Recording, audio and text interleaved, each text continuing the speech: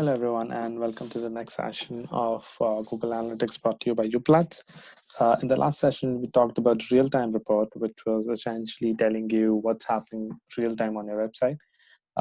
In this section, we'll be talking about the audience report. So, audience report is essentially giving you uh, what is the segment of audience, or what are the dimensions that the audiences are actually coming from. What are their interests? What are their demographics? What are the geolocation? How many active users are there? And what are their behavior? What was the technology that they were using? The mobile, and there's some custom dimensions as well. So we'll just deep dive into it now. So if on the audience report you click on the overview button, you would see an audience overview. Now you would see there's a save button, so you can save this report for yourself. An export button, which will give you a tabular format of the data. Share button for if you want to share this particular thing with someone in the group. And then it's the button for you to get more insights from this, which will be an automated generated insights by Google. Just below it, you would see that this is being segmented for all users. So it's a segment created for 100% of the users. So every data that you see here is essentially being created for 100% of the users, 100% of the users on your website. So now you can create more segments on it. So to create more segments essentially would be to create a way for you to understand only a segment of your audience. So if you want to segment your audience only by their demographics, saying that, okay, I want to look at data for people who are coming through paid channels from from countries like India, Pakistan, and Southeast Asia, then you can create a new segment here. So how do you create that? If you click on Add Segment, you will see there are some Google defined segments, which is all users, which is the default segment for all the cases. Then you have bound sessions, converters. You can see what's happening in these sessions. Like you can copy this and see. Okay, so you can see what's the definition of this. So it says it filters all the sessions, include where the bounce is greater than zero. So that's every session that was bounced in the last in this period of time. So you would understand that that's 72.22% of the users. So that would mean that approximately 38% of the users are had no bounces at all. So you can apply conditions. So that's one of the, I'll let you know how you can apply more conditions, but I'll just, before I do that, I'll walk you through what are the different segments that you can see. So you have converters. People who have converters is again related to your goals. So you would need to set up goals for this, and for that you need to set up triggers for events using Google Tag Manager. That's a more complex process, and that's something will come up not in this stage, but maybe in the Google Analytics Advanced sessions. Then you have direct traffic, people who have come through direct traffic, made a purchase. So if you have a transaction set up, you can put the transaction rate in zero. Then your mobile and tablet traffic, multi-session users. So where the sessions by the same person, and I say the same person by the same user would essentially mean by the same device browser combination. If you want to just look at new users, non-bound sessions, it's basically the opposite of the one above. So if you see the condition, you see bounce is equal to zero, non-converters, then organic paid traffic. So these are the different default versions provided by Google for yourself. This is all, and then you have systems related. So system is essentially all the default one. Custom are the ones that you have created. So you can't see anything, so nothing has been created yet. Share is someone shares a segment with you. So if there are multiple collaborators to this Google Analytics account and someone shares a session or a segment with you, you can add that segment over here. The starred ones and the selected ones, I don't think I need to explain these. Okay, so there are, before I do plus new segment, I will let you know that there are some automated ones offered by Google Analytics and the people working on them. So you can just look for solutions there. So okay, so that's something you can do. And suppose I want to import this, I just do import. So this kind of concerns the traffic that comes from all places of social media. So, or I can do just close.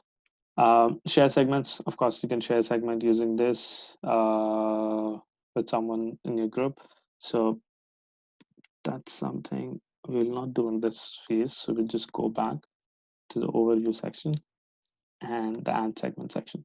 So now you can use this button to actually look for segments, because once you have started using Google Analytics really well, then you will have multiple segments and you will probably want to use this to search for segments.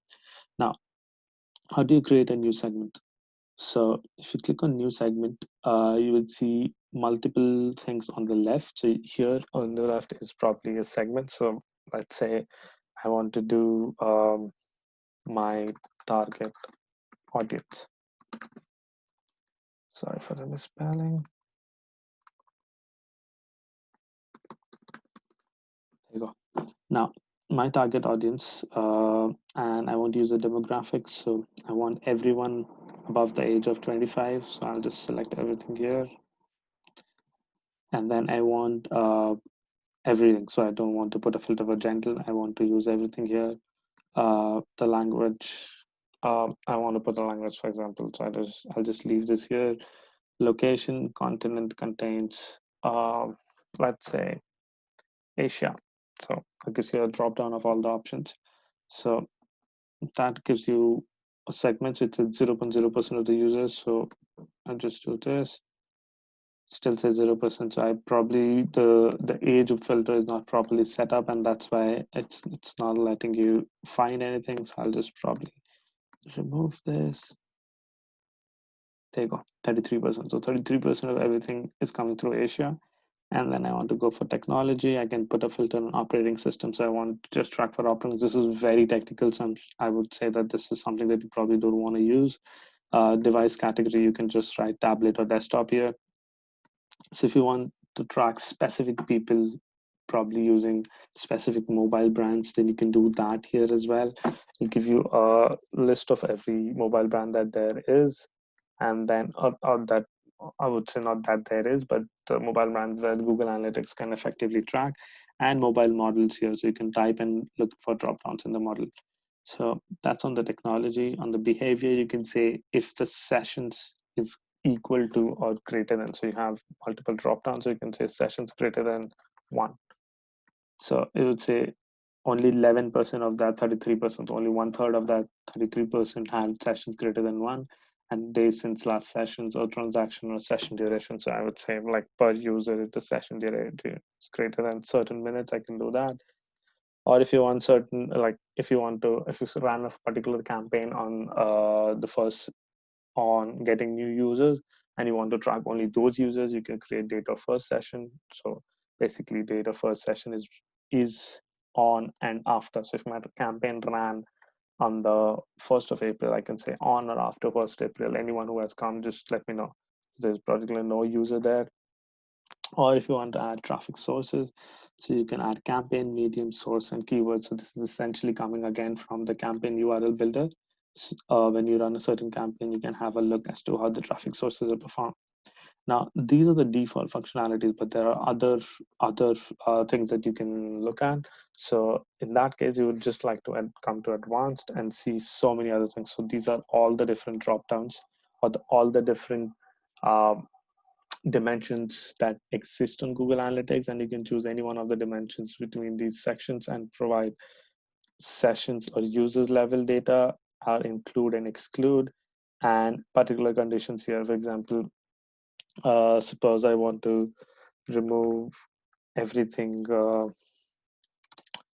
say from everything which is browser version.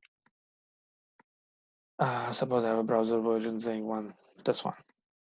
So I can add that filter and say, I would say probably exclude, because there was a bottle tag from this browser version. So I'll just do that, and then I can add more filters. So I can say this or this, and then or I can say this and this. So I can create more filters within the same thing and say, so you can see the permutation combination is big. You can create more permutations and combinations from this section to create the segment that you want to look the data for.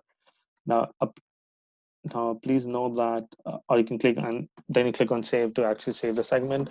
Now you know that you can, okay, let me create this back again. Suppose I'll take converters, or let's say bounce sessions.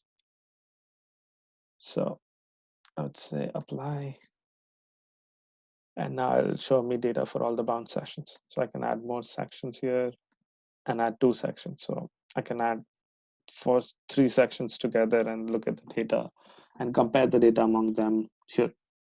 So that's how you can compare sections. So you can compare bounce people with non-bounce people, or you can compare new users with old users, or you can compare people from coming from Southeast Asia versus people coming from the US. So you can compare these things in terms of the last. So again, you can compare their activity in the, again, if you see this, this is last 7 days because our default was set to last 7 days. And I want to look at last month. So I can click here and say last 30 days and click on apply. There you go. So in the last 30 days, this is what has been happening. And there's another thing called compare to pre-period. So you compare last month with the month before that. So you can add more and more complexity to it. So you can see this, and you can see the different colors that it has applied to. And if you want to remove something, you can click here and say remove. And to remove this, I'll come back to one thing itself, and I'll also remove the comparison to let you know of the metrics below. Okay, so now we are all back at all users. You understand how to use add segments and how to use the date filter. Now, on the overview, you can add users, or you can add sessions, or you want to add page views. So this is the metric that you want to compare this, or you can compare 2 different metrics. So you can add users versus sessions. So this will let me know that, okay, there were 4 sessions here, 4 users. So 5 users and 6 sessions, that would mean that 1 user used 2 sessions. And so you can understand what is the comparison of user versus session. So that would mean if you have more sessions and for a limited number of users, that would mean that you have some loyal customers on your websites who keep coming back. But if you have equal number of sessions and equal number of users, that will essentially mean that people are not liking to come back to your website, and that's a very good insight for you to have. So you would see just below that there were 60 users, out of which 58 of them were new. That would mean that this is a new website, and new users are finding these websites. And those 58, okay, those 60 users actually got 86 of the sessions. So that would mean 1.43 sessions per user, and they in total visited 243 pages, and on an average almost 3 pages per session, and average session duration was close to 4 minutes 6 seconds, and there was a bounce rate of 68%. Bounce rate is essentially a number of sessions where just one page was visited and people dropped off. So that is not a very good or very healthy state, and this is something that you would like to optimize for. On the right, you would see new visitor versus returning visitor chart. So 84%, which is 58 users, is actually new users that have come to the website. Now, just below that, you would see a few other things, or a few other cuts of data. So on demographics, you would see that by language, this website is available in 5 different languages. Most of the people actually go to the EN-US website, which is English US. So how Google Analytics understands language country is using 2-letter combination of the language and the country separated by a dash. So it's EN-US, ENGB. It can be more than 2 letters as well, of course, because there can be multiple English websites. So you have EN-US and ENGB. So it can be ENCEE, EN Americas. So it's, of course, EN-US. So, and then you can see a split by country. So 24 users of the 60 came from the United States in the last month. 15 from UK, 15 from India and China and Germany and so on. And if you go down by city, most of the users came from Chicago and Milton Keynes in Chicago in the US, Milton Keynes in London, and there are a few from Indore, which is in India. And then you have more right below that. So you can see by browser, most people came from Chrome and followed by Internet Explorer. which is very good to see Microsoft on the list, because Internet Explorer, we know all the case. Operating systems, you would see most of the people came from Windows, and some people came from Android version of things as well. Service provider, of course, there was no service provider provided, so the IP address was not tracked. Mobile, 10 users from Android and 3 from iOS, so there was just 13 users out of the 60 coming from mobile. There was no service provider, everything's set to not set, and the screen's resolution is basically what resolutions they use. So there was 316 to 740 and so on. So this is giving you an overview of all the audience and basically how to create segments on audience. And the next session, I'll be walking you through all the other pieces of the audience report that we have on Google Analytics. Thank you for watching.